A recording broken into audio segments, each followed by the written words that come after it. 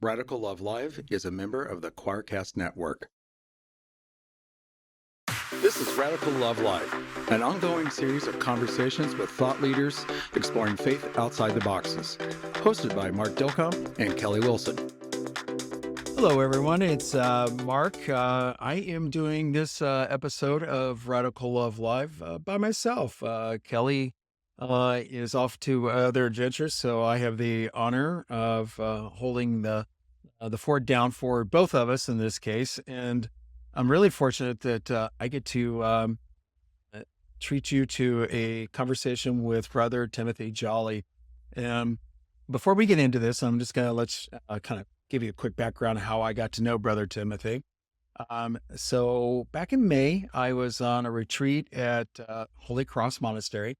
It's a Anglican Episcopal monastery up in West Park, New York. It is up in Ulster County. Beautiful facility. They've had the order was created back in the early 1900s, and Brother Timothy can, I'm sure, enlighten us in our conversation more about Brother Huntington, who actually formed the order. It is a beautiful place to go. I encourage anybody who wants to go on retreat there, whether it's guided or silent. You certainly want to check out Holy Cross Monastery there. So a little bit more about Brother Timothy, though. In particular, I was there on retreat, as I said. And he minds the bookstore there. And one afternoon, when I had a little free time, Brother Timothy and I just started into a conversation, just getting to know each other. And then I think maybe an hour and a half later, I find out how much Timothy has done for his vocation. And I thought, we needed to have him on Radical Love Live. So with that, Timothy, did I do you justice? No, that's fine. It's great to have you on here, brother. Thank you very much. Thanks, Mark. Yeah, absolutely. Thank you, Mark. Thanks very much. Yeah. So, Timothy, why not tell us a little bit about how you got to your vocation? Where did you grow up, and how did you become a brother?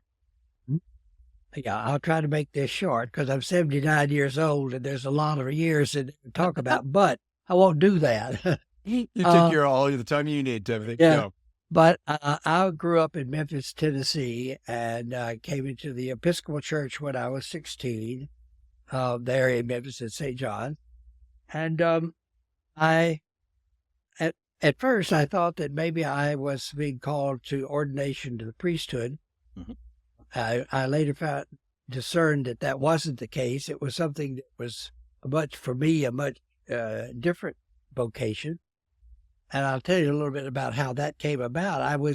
I had studied in France my junior year in college down in Aix-en-Provence in the south of France. And at one of our art field trips, I studied art history. One of our art field trips took us to an ancient Cistercian abbey, the Abbey de Sédan,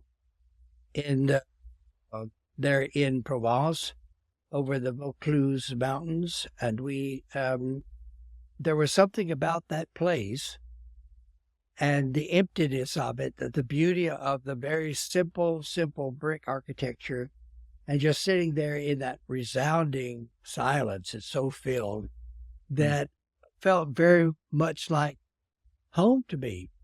And not now in hindsight, I can see that was the Holy Spirit's nudge on my heart to say, this is what I've planned for you. And so it wasn't until a few years after that, this would have been in the mid-60s, 1960s, in 1973, when I met the monks of the Order of the Holy Cross in North Carolina, believe it or not, where I was teaching at Chapel Hill, the University of North Carolina, Chapel Hill, that the door opened back up again more fully. And I said, this is what I want to do. This is what I feel like called to do, but it's also what I really want to do.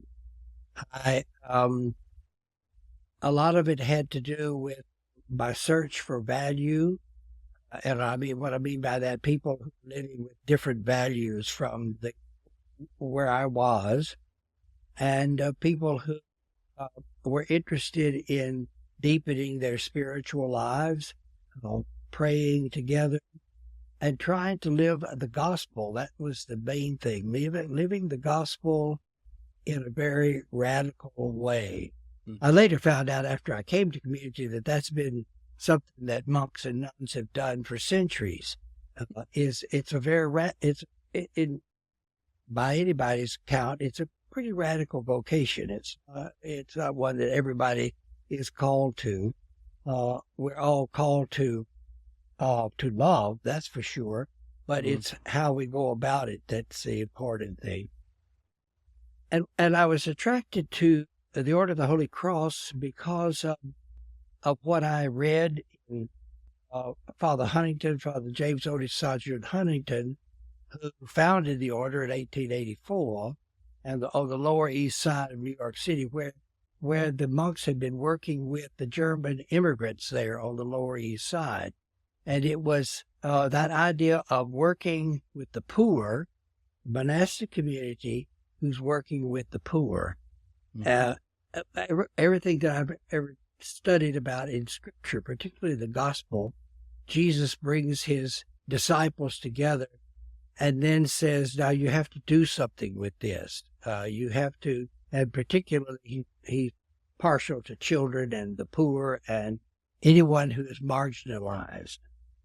And it was this that attracted me, and then to the rule of St. Benedict. As Father Huntington wrote his rule in the 20th century, Benedict wrote his rule in the 6th century. Right. And essentially they're saying the same thing about living together. And the underlying foundation of all of that is this teaching, this commandment that we have to love one another as I have loved you. Full stop. Radically simple, but radical nonetheless. Well, usually the simpler it is, the more outrageous it is, and the more on the edge it is of saying, it's really not that hard. It takes work, and you have to be creative, and you have to. One of the things that love does is it addresses your prejudices, it addresses all of your fantasies, and it addresses the reality of life. And that is a tremendous gift in the end. That's the hard work of love. Yeah, and I love the fact that you say that, Timothy, the hard work of love. And we're not talking about just romantic love. For most of us, it's easy for us to think that there's only one form of love when actually that's not the case at all. The Greeks had 7 forms of love, right? Right, including agape inside of that. So tease that out a little bit, because it is hard. And we live in a world, especially now, where it is easy to say that, love one another, but it ain't so easy. So, yeah. Well, I'll take you to the rule of St. Benedict. There's Jesus, we as Christians believe that Jesus is the incarnate presence of God. Now, God is love. It's in Scripture. Jesus didn't say anything new about loving God and loving your neighbor. You can see that in Deuteronomy and Leviticus. Right. So it's in the Hebrew Bible. Yeah. But what is radical about it is that love is either unconditional or it's not love. Wow. If it's conditional, then it's contractual, and love is not contractual. Love is faith driven and not contract driven. That is to say, if you believe what I tell you, and if you do what I say, and if you become like me, then we will all know we love one another. Wrong. That's not what it is. It just means you're being conformed.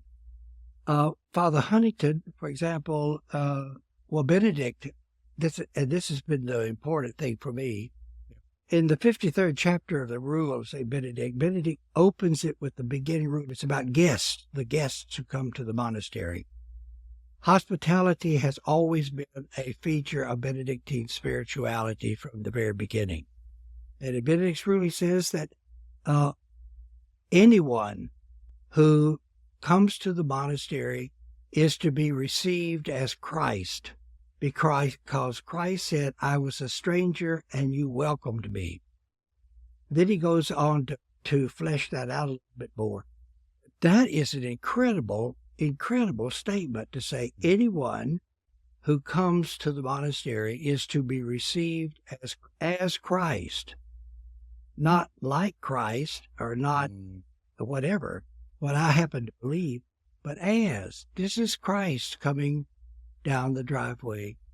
And it is I have fed off of that couple of sentences for a long time, and I realized that it's hard work, yes, but at the same time it's a tremendous gift, because if unconditionally I love everyone who comes to the monastery as Christ, then that relieves me from the sin of judgment. It means, oh, thank God, I can let that one go. I don't have to judge anymore because they're all the same people coming. And so I remember in South Africa, which I'll come to in a minute, but to South Africa, we had people come to the monastery who said to me, I never would. One of them, I remember, was a very Orthodox Muslim couple, man and wife, who wanted a place for a retreat, and they were a little nervous about coming to us because they'd never been to a Christian place before. And they had a life-changing experience because they said, you placed no demands on us. We were able to come here and pray. I said, well, that's fine. And you did that because you welcomed them as Christ? That's right. That's right. And you removed all the judgment. That's right. Because it isn't about, well, I didn't remove the judgment. I Oh, you can still judge. Okay, I got you. I'm still loaded with that. But what Benedict is teaching us is that Christ himself, by receiving anyone who comes as Christ is the one who removes the judgment. Thank you for that. It's God's gift to remove the judgment, not mine, because I can always do that. But and that's hard work to remember. It's hard work to pray. It's hard work to remember, even in prayer, that particularly in contemplative prayer, that what is happening in that prayer is that God is drawing you deep into God's own compassionate reality. And once you get going down that road, you can't turn back. So, Timothy, can I ask you a question? Let's go back a bit, because I'm so fascinated about, and this is new. You didn't share with me about your experience in the south of France and the Cistercian monastery there. It was the quiet that embraced you. Now, was this before or after your discernment as to whether you were called to priesthood? Was it because I'm curious that, you know, that's especially that quiet space. I can share my own personal experience that I had a spiritual awakening or a moment when I was in absolute stillness where I could feel the presence. And I'm wondering about that. What was that your moment of when you knew you were called to something? What was it? How was that? Yes, that also has to be fleshed out, because what I felt called to was not priesthood, not monasticism, not any of the. It wasn't anything to do. What I was called to was the awareness I am a living gift of God, that I am a loving child of God, and that in here, stripped away in an unadorned building, I sit, and the very fact that I'm here without any distraction around, informs me of that reality. Uh, years later, I'm sort of jumping ahead here, but years later, a group of us here from the monastery made a pilgrimage to the Holy Land. This was back in the early 1980s. Is that right? Yeah, so maybe it was late. Anyway, somewhere in the 80s. And we went and prayed in different places, and our prior then managed to finagle permission for us to spend the night in the Holy Sepulchre in Jerusalem. Wow. The very place where Christ was supposedly buried. Yeah. Permission to spend the whole night there. Wow. Which was one of the most profound things I've ever done. Okay. And we, inside the Holy Sepulchre is the accepted tomb where Jesus actually lay. The buildings built around the tomb. Mm-hmm. And you could go in there. And here we were in this, just a small group of 4 or 5 of us in this enormous basilica. And I decided, okay, I want to go in and sit in the tomb, the very place where Christ lay. Wow. And I went in there and sat down on the floor and in the tomb, right in front of this slab. And I sat there for a long time. And again, like about time at St. Aug, in the Abbey of St. Aug, I had this sense of emptiness, of oneness, and yet of the presence of millions of people over the centuries who've come into this space. And here I am in this space by myself. There's nobody else here. There's nobody waiting to get in. There's no tourists. There's nobody. There's me. I'm sitting here. And I had this profound experience, and I remember asking out loud. I put my hands up on the slab, marble slab in the tomb, just rested my hands on that slab. And I said out loud, how do I know that this is just a bunch of rubbish? And this sense came back to me that said, because you are here. And that's all there was. How do I know it's not rubbish? Because you're here. Rubbish is a judgment. You are here, and there you are. You're real. You're alive. This is a place where life is renewed. So that I relate those two experiences together, and indeed, that's been the journey of my life. It's been one of where, if I feel life, if I see life, whether it's any kind of creativity, where someone is passionate about what they're doing, what they're saying, what they're writing, what they're preaching, what they're passionate about it, they really can get up in the morning and say, I got to do this, then they're alive. They're alive, very much alive.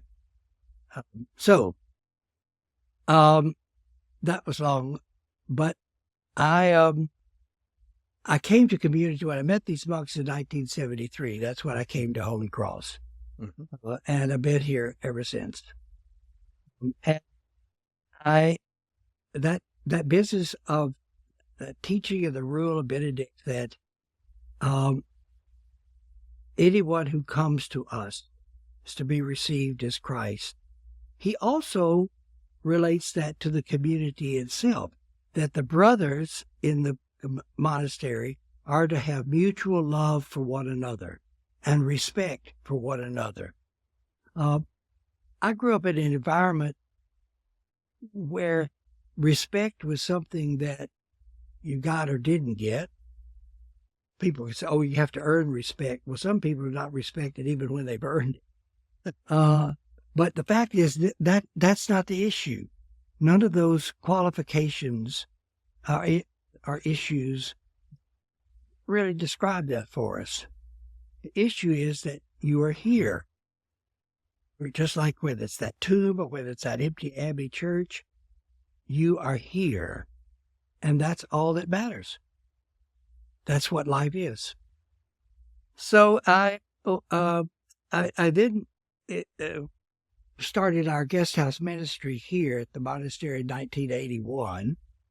And Okay, Timothy, stop there for a second, because I assumed that there was a guest house ministry all along there. So you're telling me that's not the case. no, it was the case. It always Okay. has been, but it was very passive, and it was just, every now and then people would come or not come, and sometimes the place was empty. And I thought, well, we need to be a little more forthcoming about what's available here, Okay. folks. Okay. So 1981. Here we go. Yeah, we did that. And that's also the year that I made my life profession, Yes. 1981. And we started with a clergy retreat. It was a full house. The place was full of priests who came for this retreat. Mhm. And we went on from there. In 1984, our centennial year, excuse me, Absolutely. 1984, I was asked to be the prior here. And I was the prior from 1984 to 1995. So that's 11 years. Okay. And Didn't did know a that. lot, and did a lot here too. Not only to build up the fabric of the place, which needed a lot of work, a lot of renovation, a lot of fundraising. Did a lot of fundraising, a lot, right? And but also to build the community along a different line. And it was this one, mutual respect for one another. It was during the 80s, the late 80s, 1988, that I was invited to come to South Africa with Esther Duval, the great Benedictine scholar, to do some teaching on Benedictine spirituality. And we were in Cape Town in South Africa, and we're staying at the residence of then Archbishop Desmond Tutu. And during that time of just living there while we were doing other things, the Archbishop asked me, he said, do you think that Holy Cross might be interested at some point of starting a foundation here in South Africa, somewhere in the province? And I said, sure. I think we'd be interested in praying about it and thinking about it and talking about it and all that sort of thing. Mm-hmm. He said, well, please do that. And I asked him, why? Why the invitation? He said, this whole business, that's apartheid in South Africa, mm-hmm. is going to come crumbling down, and it's going to be soon. And he said, we need to have as many examples of good community life as we can get. Mm. And he said, I think you all can do that. And I said to him, well, if we came here, what would you want us to do? And keep in mind now, we're talking about the Abbey Church. We're talking about the experience of Benedict. And he said, oh, I would just love for you to come and pray alongside us. Wow. Pray alongside us. Now, there's that theme of judgment again, that there's no judgment involved. You don't have to do anything. Just come here and pray. So that was guiding light on that. And in 1998, about 10 years later, after the first invitation was issued, we decided, and we came. We three of us moved to Grahamstown in South Africa and set up our monastery there in a small retreat house in the country that the Sisters of the Community of the Resurrection of our Lord in Grahamstown had. And we prayed. We prayed alongside, and we waited. We waited to see what is going to happen next.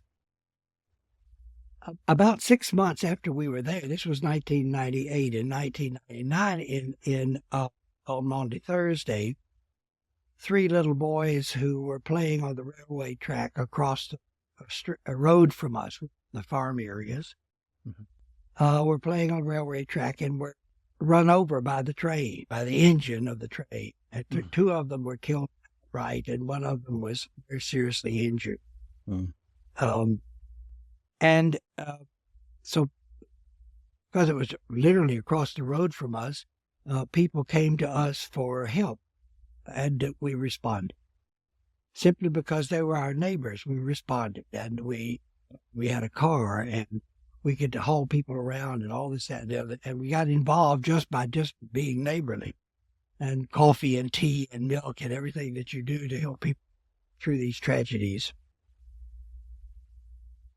And later we went to, some of us went to the funeral of the two boys who had been killed. Unbeknownst to us, that just getting involved in the lives of people who are neighbors, and then going to funeral, which was a very important thing in African culture, the funerals. Our reputation soared almost overnight. It was, a Methodist pastor there told me, he said, this is probably the first time that anyone here has ever seen a white face in anything they've ever done. Wow. Of course, being the new boy on the block, what I know. So, but I remember that. And Mark, later on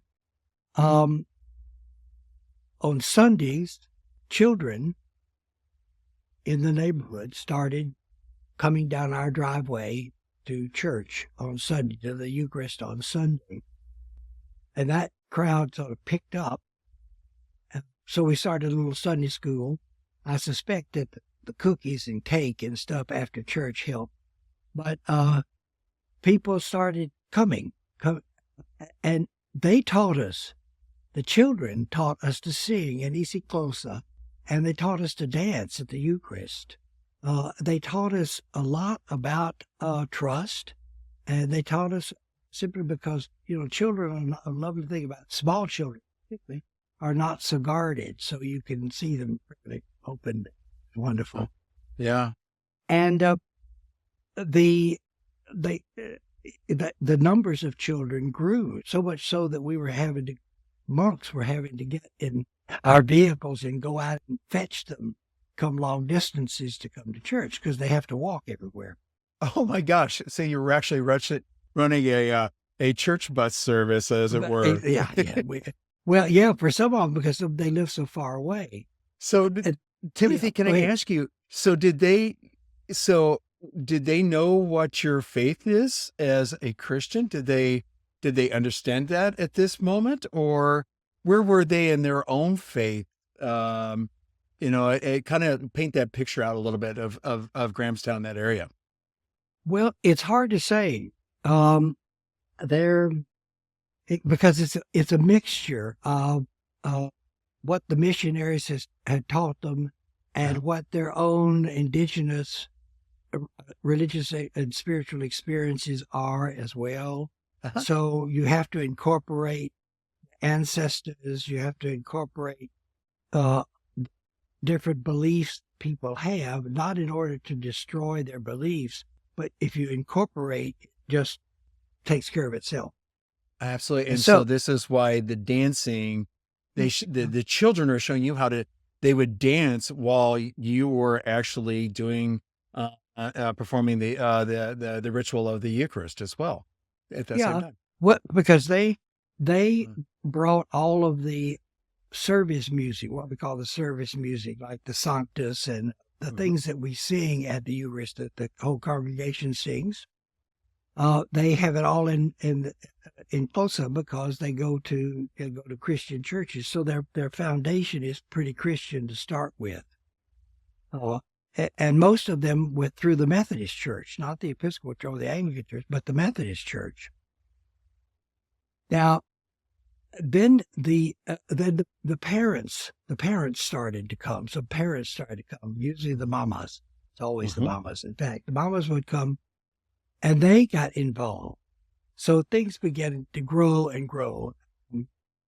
And we responded to that. I learned that mission is not a program; it's a response. And people, if you simply ask them, they'll tell you what the needs are, and you then have to ask yourself, how do we respond? Well, after these children were killed, and they were killed because their mothers were working, and the woman who was taking care of them didn't take care of them, so they got loose and got out the tracks.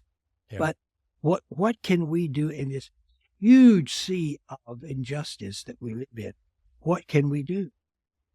And so we took the death of these two boys, well, actually the 3 boys were hit, as a sign that it's the children are calling out to us. And the fact that the children came down the drive and said, we started doing some research. We discovered that their education in some cases was non-existent, or some of them were going to the so-called farm school across the road from us. That farm school was, you wouldn't stable cattle in there. There were no resources.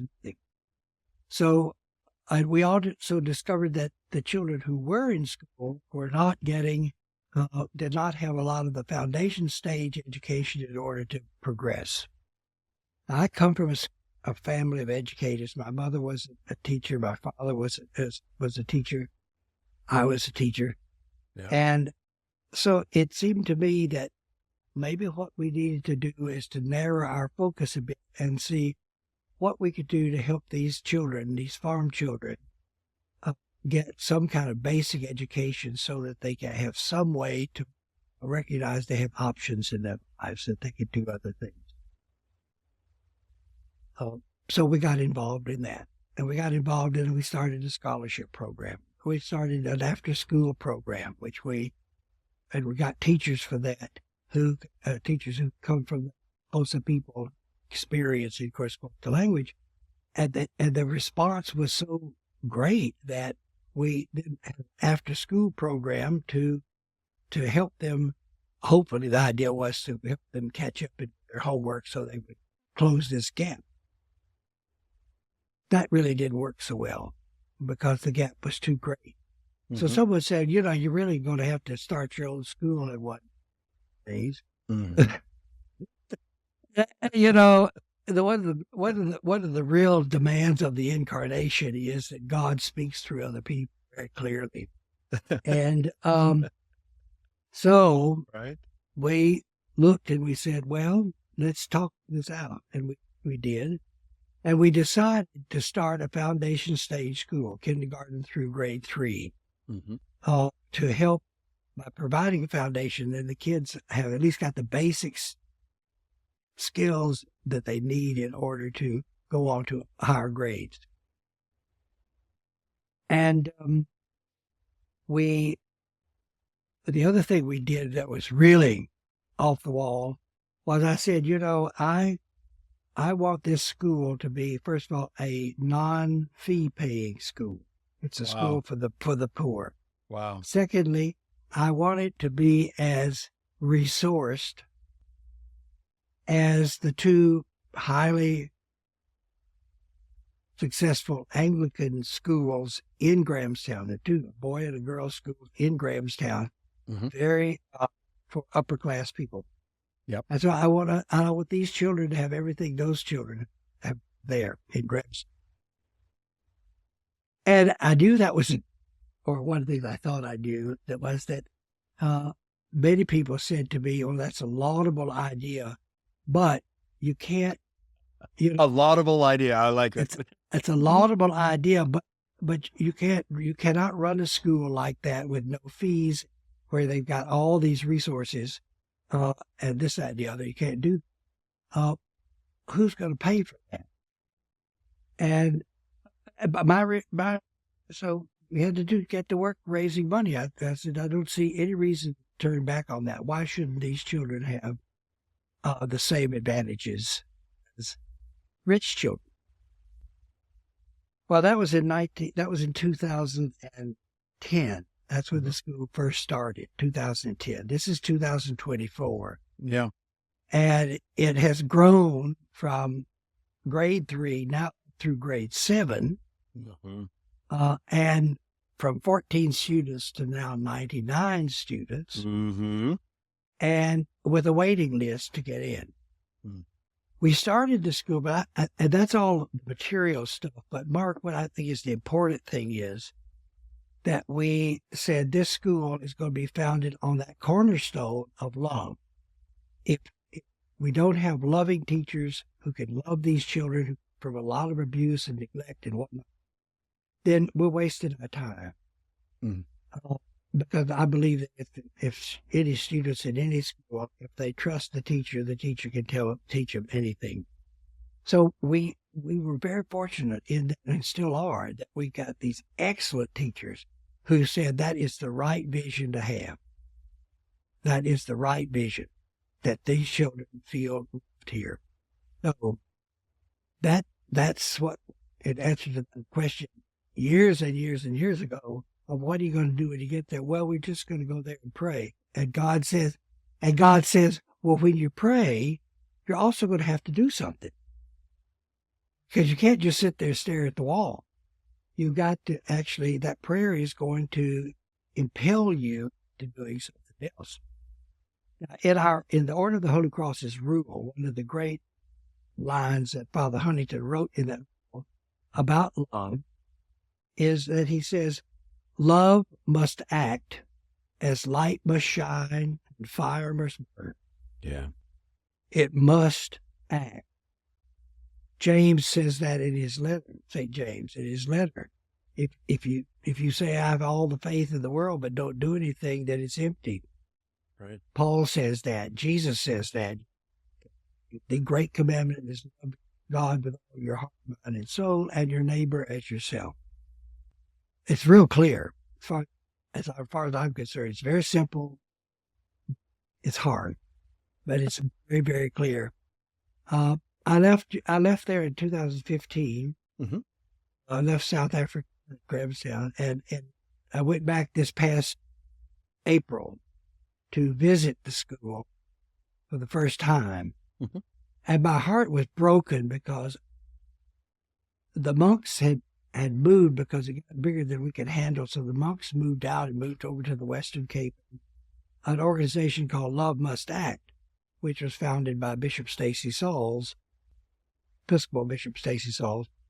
Love Must Act picked up on Father Huntington's teaching of love must act as light must shine, fire must burn, and started this NGO to help administer the school and to build partnerships with people in first world, so to speak, first world countries.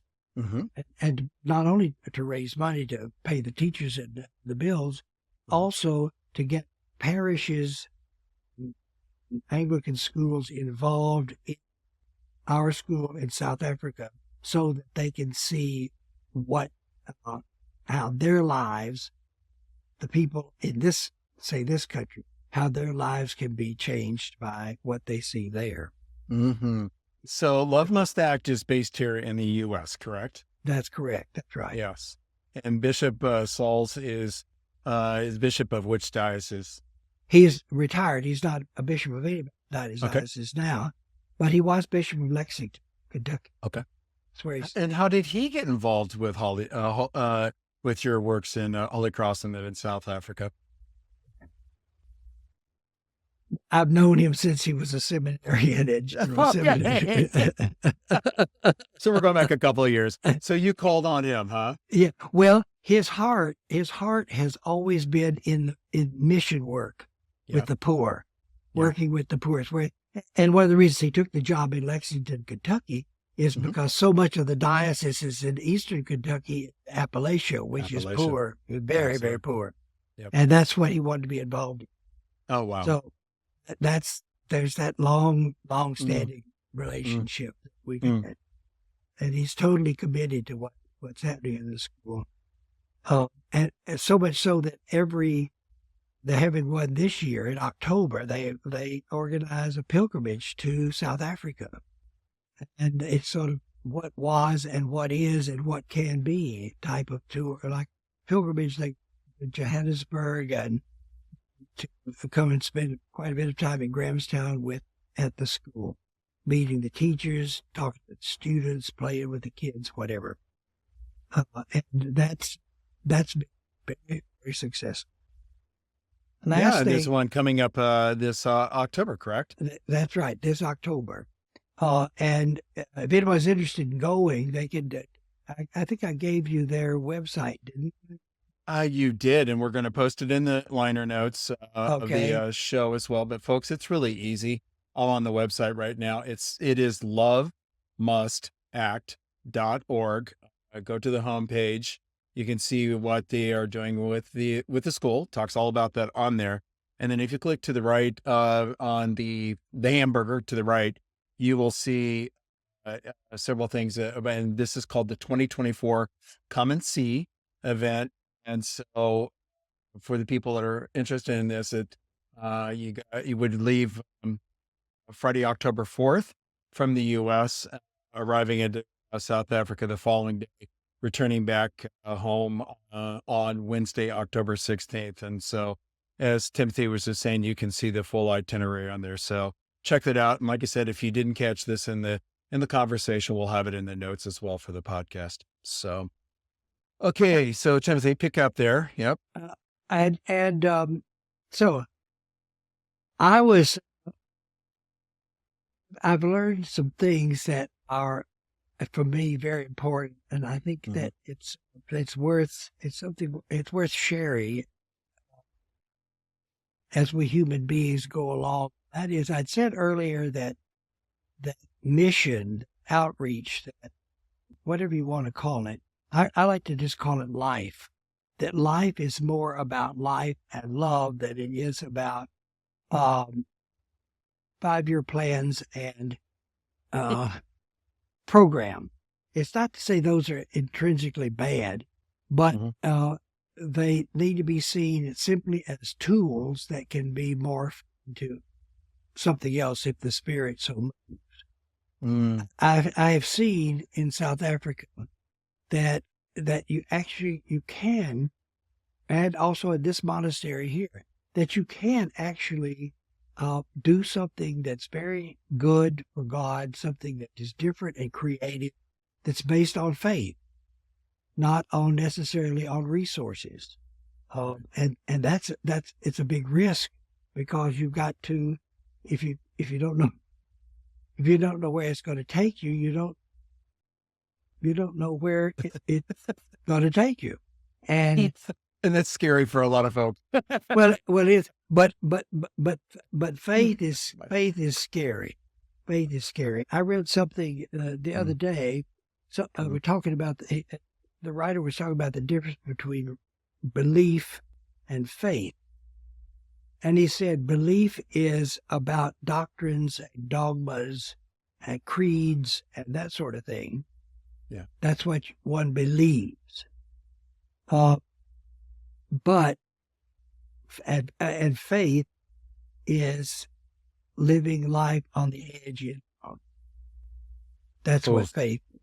So is that from what you read, or is that Brother Timothy creating it? Because I love that. No, the part I created out of that, he said love, and I'm the one that added the living on the edge. So let's capture that. We're going to write that down right now. So faith is living creatively on the edge in love.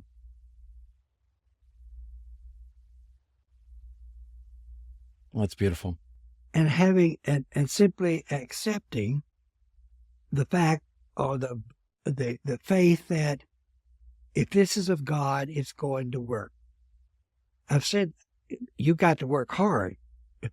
God doesn't expect you to sit back and say, get with it. What God expects is that you're going to be part of it. After all, we're made in the image of a living, loving God. We got to get our hands dirty. And if we don't get our hands dirty, then what we're doing is practicing a form of Christian idolatry that sits back and says, oh, that's all right, somebody else will pick the slack.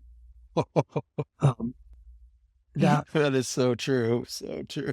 you know, and, and everybody has something. Everybody has something they can do if they are embracing that kind of Christian faith. So, And Timothy, I can I find, add, oh, go yeah, ahead. Go ahead. no, No, I go just ahead. want to say that I discovered in the school, Mhm. and my belief in education, I discovered a passion. I said earlier in our conversation that about passion, that when you're living your passion creatively, prepared to take risks and all of that sort of thing, then you are probably living the gifts. I would say you are living the gifts that the Spirit has given you to exercise in your dream. That's a beautiful, beautiful thought. So passion. This is going to, I think, tie to the question I'm about to ask. You know, there are people in my world that don't subscribe to our faith, and you know they're content. But I also love this conversation, and I'm going to invite them to listen to this. And they're going to say, well, is this not a form of indoctrination, or that I have to be a Christian, or I have to be this or that? How do you respond to my friends, but then also in general, those that are on a journey that they're not so sure about what Jesus represents or what Christianity is to them? And I'm sure you, in your own vocation, have experienced more than one person with that kind of question. We're finding now, and writers, a lot of really qualified people are writing about this and talking a lot about oneness, that we are all in relationship with one another, with the environment, with the cosmos. We're all in relationship with. And at least from my standpoint, a person does not have to be a Christian, because as one Hindu priest said to me one time, you know, you Christians are like us Hindus. You've got all kinds of gods. By that, what he was talking about, all the different denominations. So there isn't Christian. There isn't Christian. There are all these denominations that claim to be Christian, and some claim to be more Christian than other. But that's not the point. Jesus did not come to found any particular brand of church. What he came to do was to change the way the world lived. That's why he talks about living on the edge and loving. That's what heals the world. And the cross is the ultimate in love. So I would say to people, and have said to people, one woman who was very upset that her son had become a Buddhist, and I said, "Is he?" And I asked her, I said, and she was worried because he didn't profess the name of Jesus. And I said, "Okay, what is he? Is he a good Buddhist?" She said, "Oh yes, he's a wonderful Buddhist." And we went on about that. And I said, "Well, what does he do with his Buddhism?" And she said, "Oh, he's working in the soup kitchen and all this, that, and the different things he was involved in as a Buddhist." And I said to her, "You know, I believe that God is looking on your son with a great big smile of gratitude. No, he's calling on the name of Jesus. He's acting Jesus. He is being Jesus to these poor people.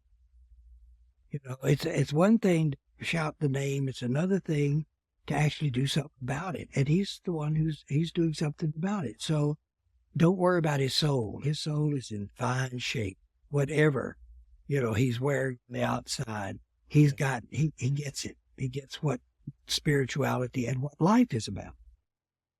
And it doesn't require it doesn't require those arguments of belief. Oh, you must believe this or you can't do that. No, there are a lot of people who don't believe that Christianity is not the biggest thing going in the world. I mean, there's Jews, there's Buddhists, there's Hindus, there's so-called non-believers, and all that stuff. Of course, Muslims, all the above. Muslims, right. But what are they doing that is loving and is creative and is helping to bring about peace and that all of that? That's pretty much it. Is it And really those- that simple, though, Timothy? It's that simple if you're prepared to, and here's where the sacrifice comes in. If you're prepared to sacrifice your judgment, if you're prepared to sacrifice your preconceived notions, if you're prepared to say, you know, I really can't stand the church, okay, that's fine. You don't have to stand the church. What are you doing? What are you doing? Are you being miserable, being withdrawn, and being cynical, and all that sort of thing? You're not hurting the church. You're hurting yourself, and you're hurting your creativity and what you could be doing. And I think that's where the real important question lies. What are you doing? Timothy, thank you so much for a beautiful conversation. I think we could leave this with circling back to love must act. You're a walking, talking example of that. I am very fortunate that I've gotten to know you, and I hope that our listeners find the pearls of wisdom that you shared and see your depth of faith and living out what is the true sense of Brother Huntington and the founder of the monastery and of his call that to welcome all as they are Christ. So thank you very much for your time, brother. Oh, you're very welcome. Thank you for having me. Thank you. Please come back to see us. Thanks for listening to this episode of Radical Love Live, hosted by Mark Delcom and Kelly Wilson. Recorded at the Bravery Studios in Garfield, New Jersey. All rights reserved. Find our episodes on Spotify, Apple, and YouTube. And check us out at radicallovelive.com, along with our personal websites at markdilcom.com and kellywilson.com. This is Radical Love Live, where we explore faith outside the boxes.